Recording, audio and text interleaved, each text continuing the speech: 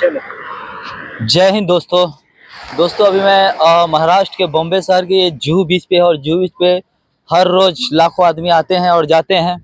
तो यहाँ पे खासकर मैं घूमने के लिए आया था, लेकिन सामने एक गार्डन है और वो एक गार्डन में बैठे हुए वो एक भानु सर हैं जो महान भारत न्यूज का संपादक है। अच्छा,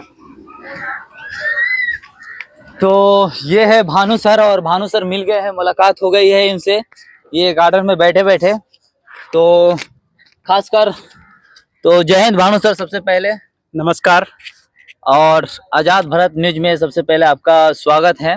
और ये महान भारत न्यूज के संपादक भानु सर, और अभी हम इनसे जानेंगे कि 2024 का चुनाव में आखिर आने वाले कुछ ही दिन बच गए हैं, तो किसकी सरकार बनेगी इसके विषय में ही खासकर। तो सर आपका अनुमान में क्या है? देखिए, आपने बहुत ही जटिल प्रश्न पूछा है। 2024 में किसकी सरकार बनेगी?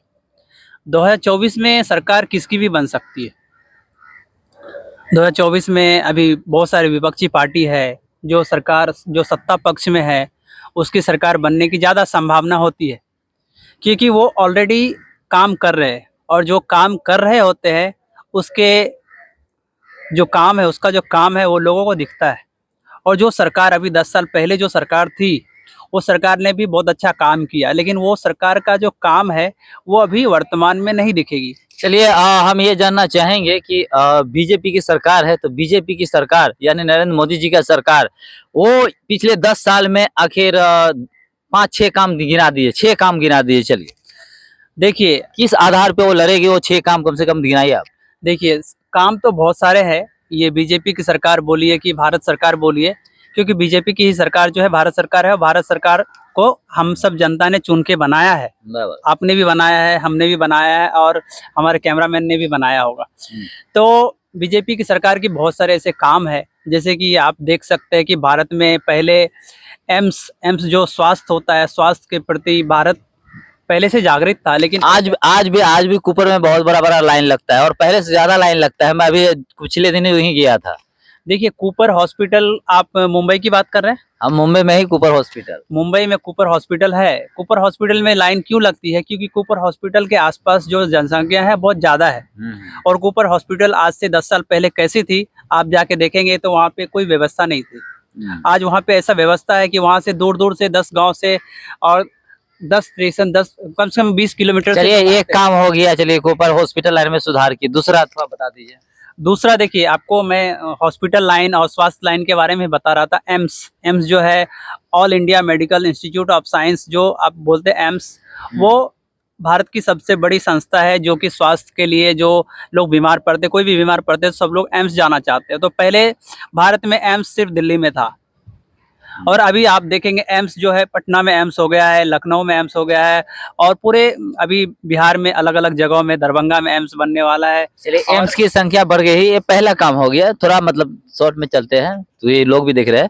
तो दूसरा काम थोड़ा काउंट किया। दूसरा काम देखिए, दूसरा काम तो सबसे बड़ी काम जो है, आपको देख सकते हैं कि धारा 370 हटाना, जो कि कश्मीर से हटाई थी, और कश्मीर से धारा 370 हटाना मतलब समझ लीजिए बहुत बड़ी बात है, क्योंकि पूरी दुनिया का प्रेशर रहता है और भारत के लोग भी बहुत सारे। बिल्कुल इसके लिए भी काफी सपोर्ट मिलना ही चाहिए, और इसमें समर्थन मिला ही है लोगों का, इसमें कोई शक की बात नहीं। तो 2 हो गया, और तीसरा बताइए। तीसरा काम आप देख सकते हैं, राम मंदिर का उद्घाटन होने वाला है। राम मंदिर से किसको फायदा है?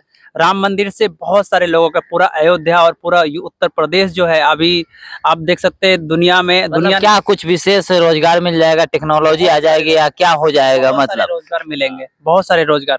अभी देखिए, भारत में राम मंदिर बनेगा, तो राम मंदिर भारतीय संस्कृति सभ्यता के प्रति पूरी दुनिया के लोग आकर्षित होंगे, और जैसे ही आकर्षित होंगे तो आपकी संस्कृति सभ्यता को पूरी दुनिया अपनाएगी, और जैसे ही अपनाना चालू होगा, भारत के लोगों को जो है जिस इन भावना से देखते हैं, उनको देखने का नजरिया बदल जाएगा। मतलब आपके कहने का मतलब उनका जो जीवनचर्या है उसमें काफी परिवर्तन होगा, और रोजगार समस्या, जो दिनचर्या का जो समस्या होता है, रोजगार हो गया, खाना हो गया, पीना हो गया, और घर हो गया, ये सब काफी फायदा पहुंचाएगा। इस सब फायदा तो पहुंचाएगा, लेकिन मैं आपको पूरे भारत की बात बता रहा हूँ। पूरे भारत के लोग जहाँ भी रह रहे हैं उसको अच्छे नजर से लोग देखेंगे, और पूरी दुनिया के लोग भारत आएंगे।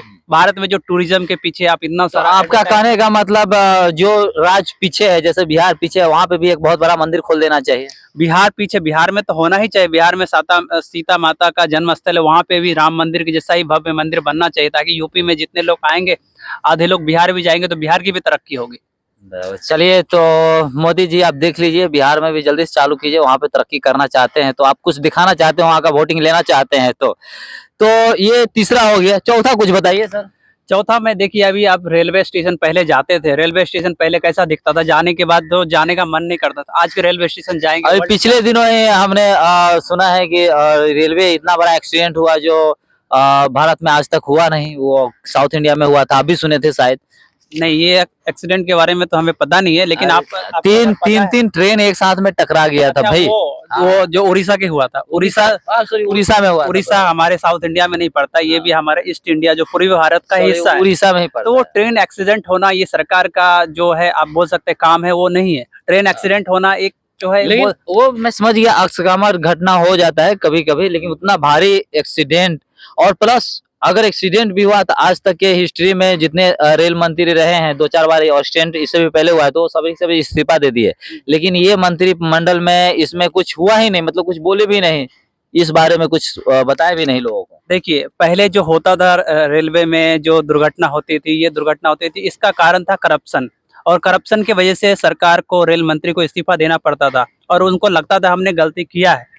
और अभी के जो रेल मंत्री है, उन्होंने गलती नहीं किया है। ये जो गलती है, ये करप्शन की वजह से नहीं है, कोई करप्शन नहीं है, कुछ भी नहीं है, और रेल मंत्री अच्छा काम कर रहे हैं, भारत सरकार अच्छा काम कर रही है, तो इसमें इस्तीफा किसी ने मांगा भी नहीं। इस्तीफा ये मतलब आप समर्थन करते हैं कि काफी अच्छा काम हो रहा है, भले ही दुर्घटना हो गया, वो अकस्मात हो गया, गलती से हो गया, होता है। चलिए, नेक्स्ट 4 हो गया आपका, 5वां बताइए। 5वां देखिए, आप देखिए, जैसे कि आपको बता रहे, वंदे भारत ट्रेन जो रेलवे का ही है, वंदे भारत ट्रेन आज से, भारत 70 साल से आजाद हो गई, लेकिन कुछ पुराना ही ट्रेन चल रहा है, उसमें टिकट तो काफी महंगा है यार वीरू। देखिए, अगर आपको अच्छा सुविधा चाहिए, अगर आप चाहेंगे कि आपको JW मेरिट में जाके खाना खाना है, ताज होटल में जाके खाना खाना है, और आप पूछेंगे 10 रुपए का वड़ा पाव का, चलिए, तो मतलब जिन लोगों के पास पैसा है वो वंदे भारत में चढ़ेंगे, इनका कहने का मतलब ये है। और चलिए, 5 काम हो गया। एक और काम बताना चाहूँगा, वंदे भारत ट्रेन जो है, आपको बता रहा था AC की बात बोली, लेकिन अभी वंदे साधारण ट्रेन आई है, वंदे साधारण, जो कि स्लीपर का, वो जो वंदे भारत स्लीपर है, स्लीपर में आपको सेम किराया लगेगा, जितना किराया पहले लगता था उतना ही किराया में आप दोगुनी की स्पीड से जाएंगे, और आपको पूरा जल्दी से जल्दी पहुंचेंगे। और आपको, चलिए, छठा काम गिनाइए आप। छठा काम, अभी देखिए, काम इतना सारा है कि आपको गिनाते गिनाते समय, छठा काम ये तो ये रहा बीजेपी का। एक मिनट, छठा काम मैं आपको गिनाता हूँ। छठा काम ये है, मोदी जी जो है पूरे भारत में बोलते हैं कि 100 स्मार्ट सिटी बनाने वाले हैं, तो 100 स्मार्ट सिटी भी बहुत सारा सिटी बन चुका है, उसमें से हमारे बिहार के भी 4-5 सिटी आगे बढ़ने वाले हैं, जैसे कि, चलिए, हाँ, मैं समझ गया। चलिए, ये बीजेपी के कारनामा सर बता रहे हैं, और आने वाले वक्त में वो स्मार्ट सिटी बना रहे हैं, जिसमें बिहार का तो अभी 10 साल में कुछ किए नहीं, और 10 साल में 4-5 सिटी सर बोल रहे हैं कि आने वाला है, जो स्मार्ट सिटी बनने वाला है, पता नहीं कौन। मतलब आने वाले वक्त में वो ये मुद्दा लेकर चल रहे हैं। अभी मैं ये जानना चाहूंगा सर आपसे कि कांग्रेस का आखिर किस मुद्दे पर वो लड़ेगी और जीतेगी। देखिए, कांग्रेस के पास अब देखा जाए तो कोई मुद्दा ही नहीं है, क्योंकि जितने भी मुद्दा पे वो चुनाव लड़ना चाहते थे, उसमें कोई भी विपक्षी पार्टी के पास कोई मुद्दा नहीं। अगर मुद्दा होती तो वो सब साथ मिलके, मतलब नीतीश कुमार के पास भी कुछ नहीं है जो इतना बिहार में।